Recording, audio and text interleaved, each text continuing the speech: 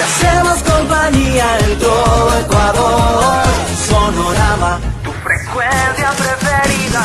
Somos un medio 360, radio y televisión digital, noticias y deporte. Bienvenidos nuevamente al programa Quienes Mandan Aquí por Voces Cotidianas. Tenemos un invitado especial, candidato al Parlamento Andino por la lista 5, Revolución Ciudadana. Bienvenido, Virgilio, bienvenido a este panel de Quienes Mandan Aquí. Un gusto de estar aquí donde ustedes mandan. Siempre es un gusto poder estar aquí en Radio Sonorama y mucho más en este espacio. Siempre un gusto, Carlos. Gracias, Virgilio. Quisiera comenzar que nos comentes cuáles son esas propuestas y cuál es el trabajo que tú ya has venido realizando en el Parlamento Andino y de qué manera podemos repotenciar el trabajo que tú ya lo has hecho. A ver, primero, brevemente, ¿qué es el Parlamento? Creo que esto es importante. El Parlamento Andino es el órgano deliberante de la Comunidad Andina de Naciones, lo que nació como el Pacto Andino. Entonces, esta Comunidad Andina de Naciones tiene varios órganos. Está el Consejo Presidencial, el Consejo de Ministros de Relaciones Exteriores, que es como la parte ejecutiva.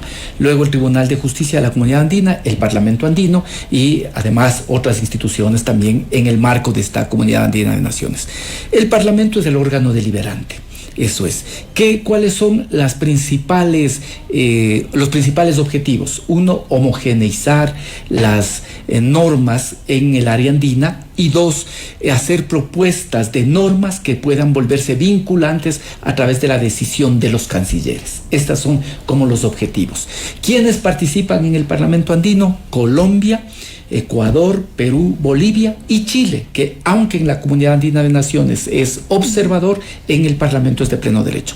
Cada uno de los países participa con 5 representantes y en Ecuador, Perú y Bolivia somos electos por el voto popular. Este es una rápida presentación del de lo que se trata el Parlamento Andino. Ahora, ¿qué hemos estado haciendo y qué es lo que queremos seguir haciendo? A partir de la crisis de seguridad y de la declaratoria de conflicto armado interno que ha traído consecuencias que deberían en algún momento valorarse, la Comunidad Andina de Naciones se reunió y se propuso el tener un plan regional de seguridad. Efectivamente, así debe ser. Y nosotros como Parlamento nos pusimos a las órdenes y trabajamos unos lineamientos de política de seguridad. Es un libro, siempre lo ando a cargar, ahora me lo olvidé. Son 100 páginas que nosotros entregamos a los gobiernos de la región y al secretario general de la Comunidad Andina en el mes de julio, a finales del mes de julio, finales del mes de julio, exactamente el 29 de julio. Entregamos al secretario de la CAN para que pueda además ser analizado con los ministros de Relaciones Exteriores. ¿Qué tiene esos lineamientos de seguridad? Las políticas para poder tener un plan regional de seguridad.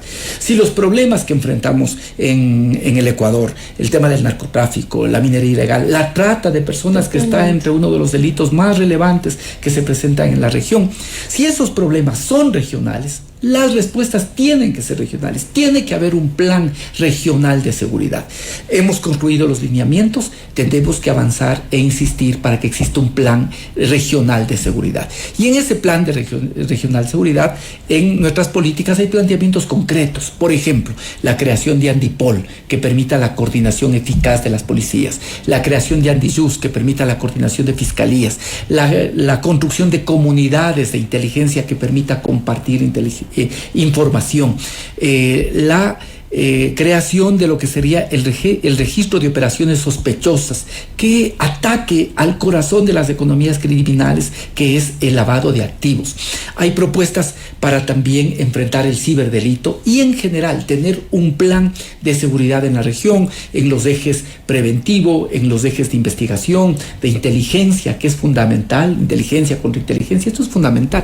Mira, el rector de la Universidad Militar Nueva Granada nos decía que si se quiere ser eficaces en la lucha contra el crimen organizado, el 90% es inteligencia, el 8% son temas operativos y él nos decía hasta el 2% son temas contingentes, pero el 90% es inteligencia. Eso hace que sea totalmente diferente a como se ha hecho en el Ecuador. En este más de año se ha detenido a más de 10.000 personas. ¿Cuántas de esas personas efectivamente están procesadas? Menos de 500, menos del 5%. ¿sí? ¿Por qué? Porque no hay inteligencia. Se va a un barrio y se agarra al que es y al que no es. Y esto, y claro, que es más peligroso. Es más peligroso y muchas veces con elementos absolutamente subjetivos que reflejan también todas las taras que tenemos como sociedad. El tema de perseguir por racismo, por pobreza, todas estas cosas, ¿sí? Él nos decía, lo fundamental es la inteligencia. Por lo tanto, ese plan tiene que estar en el eje de prevención, el eje de inteligencia, en el eje de inteligencia financiera, que es fundamental, y también el poder ir creando elementos de confianza para que se pueda compartir información entre los estados. Este es un tema que hemos venido realizando, están los lineamientos, están ciertos compromisos de los estados, ahora toca tener un plan de seguridad regional. Este es un primer elemento.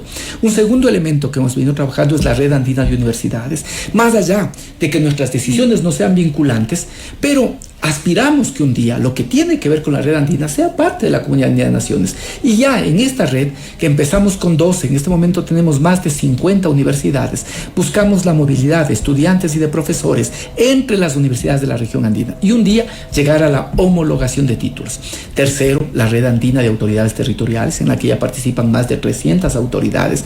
Se comparte experiencias, se ven las mejores prácticas, se permite contactos con bancas de inversión. Un cuarto elemento es mirar las zonas fronterizas como regiones y trabajar planes regionales que permitan enfrentar no solo desde la perspectiva de la seguridad, sino adicionalmente también lo que tiene que ver con el tema económico, productivo, totalmente, con el tema de educación, salud.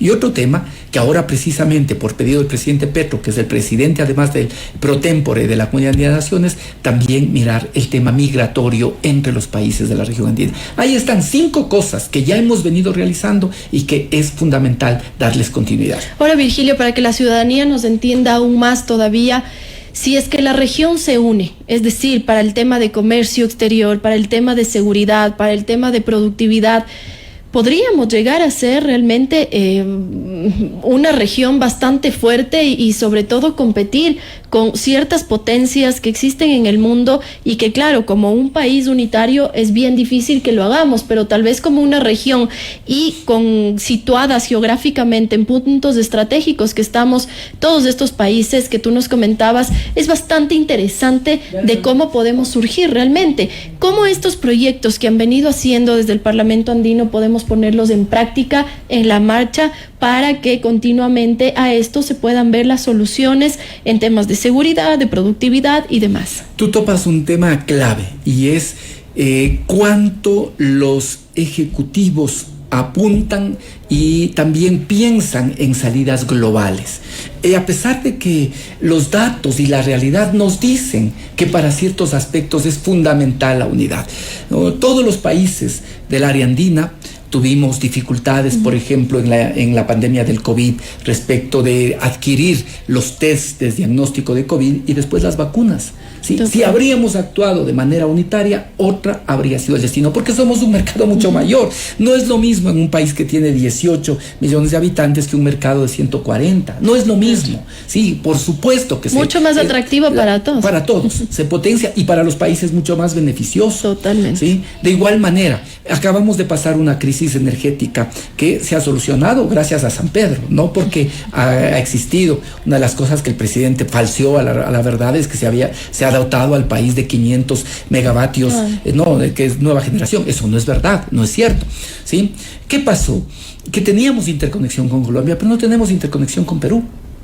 Fíjate, si habría existido esta interconexión, y además Perú Perú tiene superávit en la producción de energía, entonces no habríamos tenido que enfrentar hasta 14 horas de apagones como los que tuvimos que vivir. Eso es esto. Que fue desastroso, ¿no? La economía y demás, la inseguridad de la economía. El propio cálculo que presentaban economistas como Walter Spurrier, ¿sí? Alberto Acosta Burneo, esos dicen que se perdieron 249,000 empleos por el tema del energético. Eso tiene rostros, eso tiene nombres y apellidos, eso tiene familias que se vieron afectadas y perjudicadas. Ese es el tema. Pero ¿y qué pasa con la ciudadanía que realmente no se fija en eso? O sea, realmente la ciudadanía está en otro lado y ya se olvidó.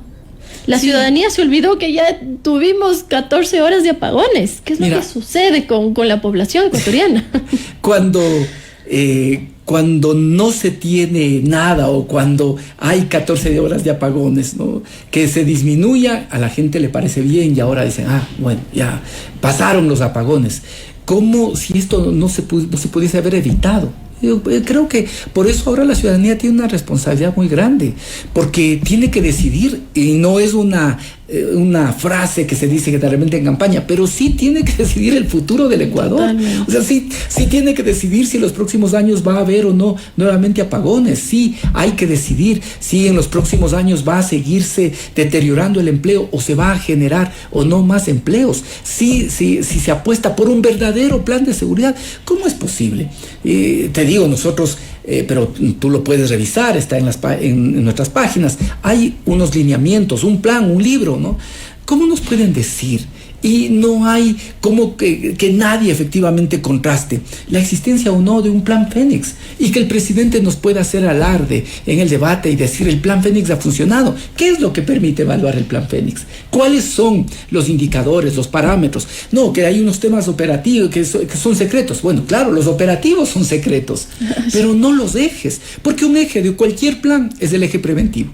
En el Ecuador, para hacer un eje preventivo, tiene que acordarse pues con quienes tienen la competencia del suelo, con municipios, con gobiernos provinciales, ¿sí? ¿Qué acciones concretas en el eje preventivo? ¿Qué acciones concretas en el eje de investigación? ¿Qué acciones concretas en el eje de inteligencia? Simplemente podemos ver la inversión en el sector social, ¿no? Ahí está un tema de prevención terrible, pero que no existe porque no se invierte en los temas sociales. Los temas sociales, lamentablemente, en estos últimos años han quedado de lado. Y en los temas de la seguridad mismo. Exactamente, también. ¿Cuánto tiempo se demoraron en proporcionarles también a los policías chalecos? Chalecos, ¿no? Es que esto es ya increíble. Entonces, sí, realmente hay una decisión de el futuro. Y está en juego el futuro. O sea, sí creo que los ecuatorianos nos merecemos la posibilidad de vivir y tenemos que buscar vivir con dignidad. De esto se trata básicamente, de poder, y creo que en este sentido el planteamiento de Luisa ha sido importante en señalar que gobernar también es unir. Es que esa es una de las mejores.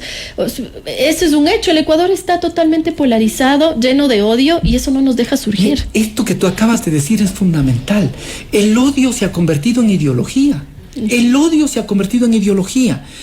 Me sorprendió en el debate, te voy a decir sinceramente, me sorprendió, por ejemplo, la propuesta. Habría esperado eso del presidente, del presidente candidato Noboa, ¿sí? También de alguna manera de la propia señora Andrea González, pero me sorprendió, por ejemplo, de Henry Kronfle, que yo creía que efectivamente su campaña se iba a basar en propuestas con las que no puedo coincidir, pero que tienen que ser conocidas por el pueblo ecuatoriano para que decida. Me sorprendió del propio Pedro Granja. O sea, creo que también sumarse a este ataque absolutamente brutal al correísmo. El Correa mencionado, creo que fue el más mencionado en el debate. Siempre, sí, y todos los días. El actor más mencionado y más importante en el debate, en lugar de desde ese lado plantear propuestas. Rescato en ese sentido, así como critico lo uno, rescato la propuesta de Carlos Rabascal, del propio Jimmy Jairala, de Leonidas Issa, que incluso tuvieron el mismo panel con Luisa González, y hubo más bien un trato respetuoso. Y estuvo estructurado ese debate. Los otros debates estaban vacíos, estaban de odio, de revancha, pero realmente sus propuestas muy básicas, muy a la ligera. Es que el primer bloque yo diría que es el Festival de los Hombres Duros, literal. Es el Festival de los Hombres Duros. ¿Quién propone las cosas más absurdas, pero también con esta idea que es absolutamente terrible, de que aplicar toda la fuerza del Estado es actuar al margen de la Constitución y al margen de la ley? Es decir, cuando hablan de aplicar la fuerza del Estado, es como si esto estaría por encima de la Constitución y la ley. Y no, cuando uno dice hay que aplicar la fuerza del Estado, esto implica aplicar la Constitución, las leyes, tener protocolos para que no sucedan cosas como las que enlutaron al Ecuador. en el mes de diciembre, y que además no solo son los 4 niños de las Malvinas, que el presidente no lo supo ni mencionar, pero no solo son eso, a partir de eso hay denuncias de desaparecidos, incluso de ejecuciones extrajudiciales. Eso es lo que estamos viviendo en este país. Totalmente. Entonces, creo que el primer bloque nos dejó esto, el Festival de los Hombres Duros, de una excepción de Jorge Escala, hay que decirlo, ¿sí? Jorge Escala tratando de diferenciarse, tratando de plantear cosas distintas, quizá a veces sin la suficiente solvencia, sí, tenía que recurrir a los apuntes, pero me parece que él era la excepción del resto, en el que uno no ve posibilidad de selección, porque todos más o menos son variaciones sobre el mismo tema, y con eso creen que ellos hacen o que ganan puntos, pero lo que hacen es abonar a la candidatura del propio presidente Noboa, porque dicen, exacto, si él es el discurso de él, ¿por qué vamos a aprobar con otros cuando ya está él? ¿Sí? Creo que en el segundo efectivamente había más propuesta, ahí había propuestas, había contenido, ahí había, y creo que, si hay que decirlo, el propio Leonidas Issa, Luisa González, buscaban no caer en la provocación, no enredarse en la discusión, sino más bien plantearle al país proponer, cosas concretas, ¿no? Las soluciones que necesitamos, porque como ciudadanos, si vemos un debate es para escuchar esas propuestas que no sabemos si nos van a cumplir o no, porque eso ya nos pasó en el anterior debate, en donde el presidente Daniel Noboa dijo que en 9 meses solucionaba el tema eléctrico, ¿no? Pero a la final no lo pudo hacer, y claro, el debate no es que te da la certeza de que eso van a hacer, pero a la final es algo que te llena como ciudadano, que quieres ir a votar por la mejor opción que tengamos en el país. Pero bueno, ahora hablando también del debate... Mira, para que vean lo importante de eso, estaba mirando estas métricas que se hacen post-debate, y hay un interesante 24-25% de la gente que dice que puede cambiar su voto después de ver el debate. Es decir, si hay un efecto, no es que uno va a ver el debate, ya yo confirmo, y no, la gente sí también tiene derecho a oír que los candidatos que aspiran a la presidencia de la República, qué es lo que proponen, qué es lo que plantean, ¿sí? Entonces, claro, como se podría dividir, unos los que buscan seguir insistiendo en el odio, el presidente que nos sigue diciendo mentiras, porque esa es la verdad, y un esfuerzo también que se realizó para poder hacerle propuestas concretas a la población. Me parece que es importante. Henry Cucalón conoce mucho del Estado, mucho del gobierno, tiene muy claro el panorama, pero sin embargo no pudo despuntar, no pudo generar realmente un debate con estrategia. Cuando uno va a un debate tiene que analizar con qué personas voy a debatir, cuáles han sido sus errores, cuáles son sus propuestas, sus aciertos, y en base a eso armo una estrategia para ir perfecto, justo ahí. Lamentablemente a Daniel Noboa no le tocó con Luisa González, que son los dos que están polarizando la gran cantidad de votación en estas elecciones, que hubiera sido lo correcto y lo responsable que los dos puedan debatir para que realmente las dos opciones que están encabezando las encuestas, pues bueno, la gente pueda ir definiendo. Y también hay bastante porcentaje de indecisos que ya en los últimos días de ir a votar, la gente tal vez se decida, ¿no? Pero sí deja un mal sabor este debate, comenzando tal vez porque el CNE no estructuró bien.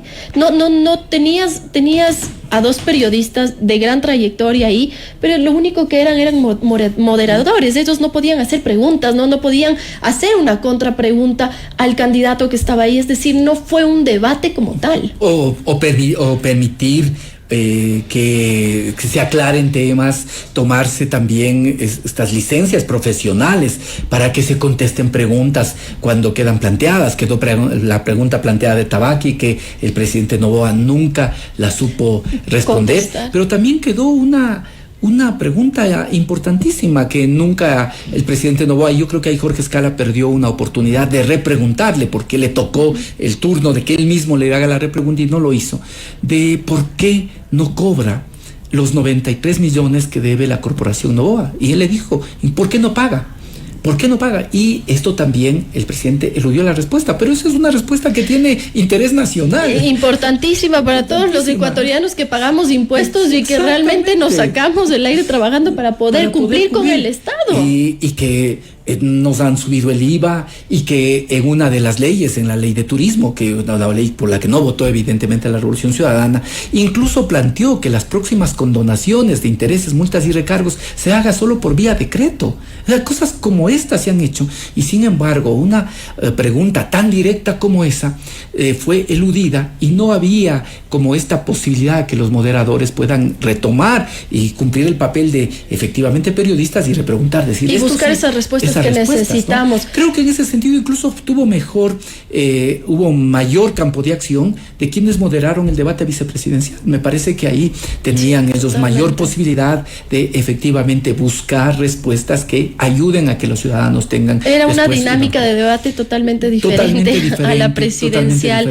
Ahora, Virgilio, para poder ir cerrando. También yo creo que es importante esto resaltar, porque esto demuestra cómo le hace bien a la política ecuatoriana la participación de mujeres, porque había también otro ambiente.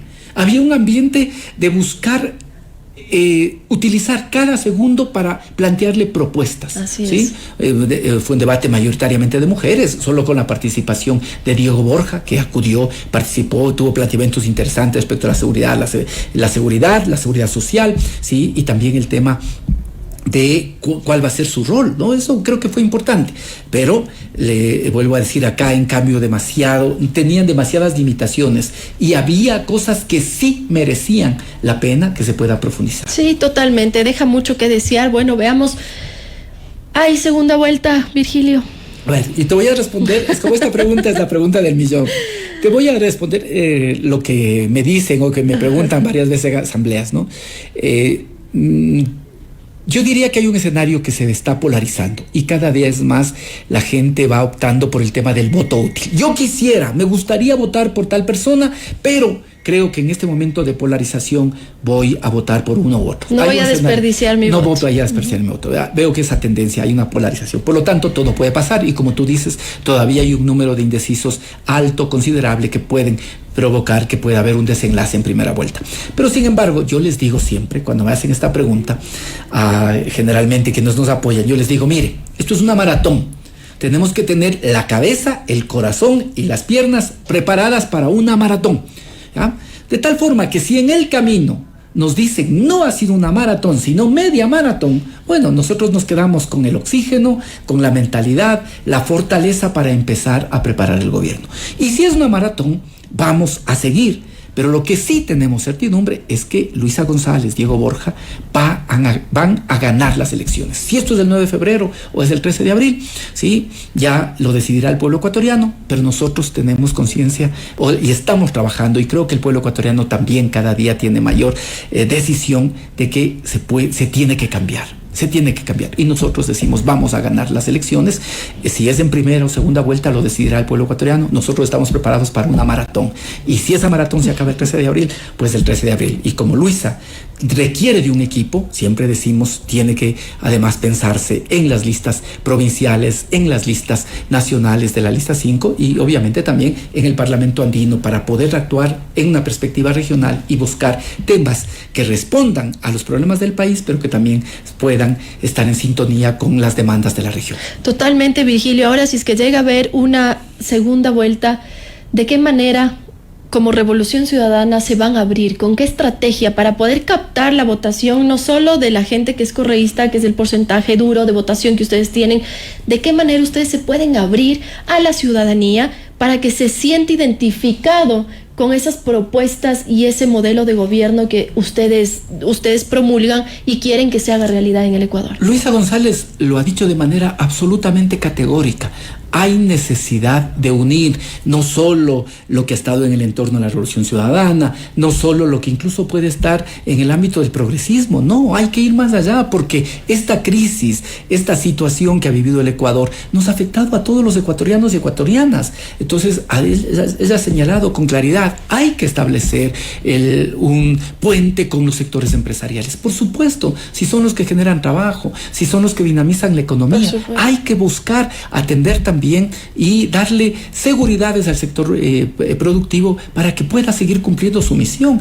Hay que buscar establecer vínculos con todos los sectores, pero sobre todo con la ciudadanía, que la ciudadanía sepa y tenga absoluta confianza que nosotros no queremos, no nos inspira el odio, no nos inspira la venganza.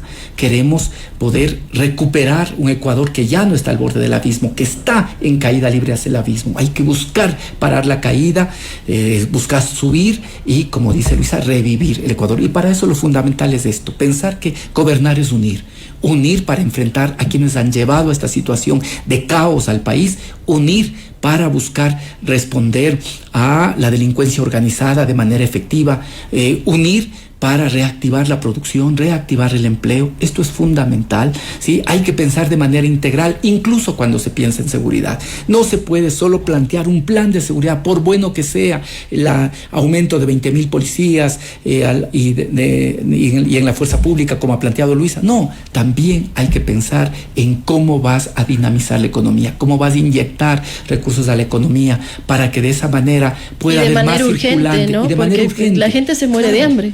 Y para que esto pueda también permitir que de forma global vayamos enfrentando y superando esta crisis. Hay muchas cosas por hacer, hay tareas urgentes y creo que quien tiene mejores condiciones para poder unir al país es Luisa González. Ya hemos visto lo que hace el presidente, ya hemos visto cómo es el presidente. Él se hace gala incluso de que él es un pésimo enemigo, como si ese fuera un atributo democrático, ¿no?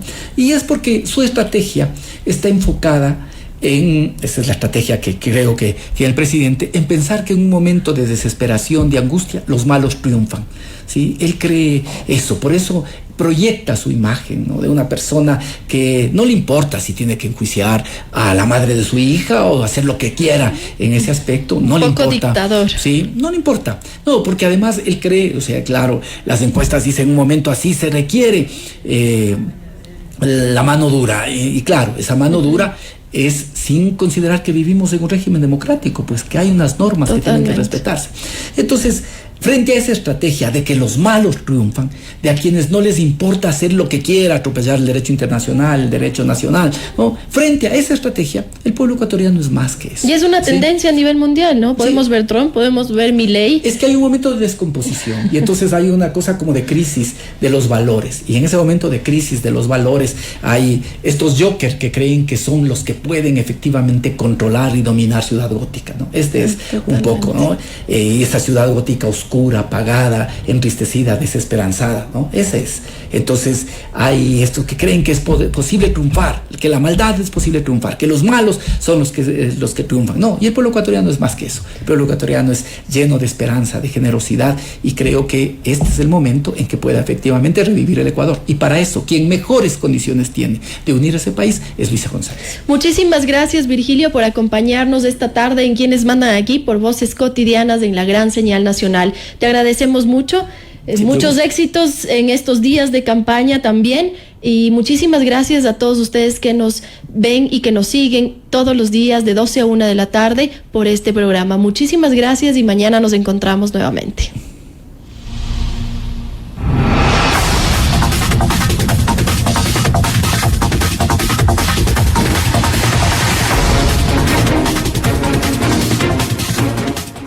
El mundo conmemora. Escuche, Panorama Informativo, de lunes a viernes, de 17 a 19 horas, con Verónica Rivadeneira.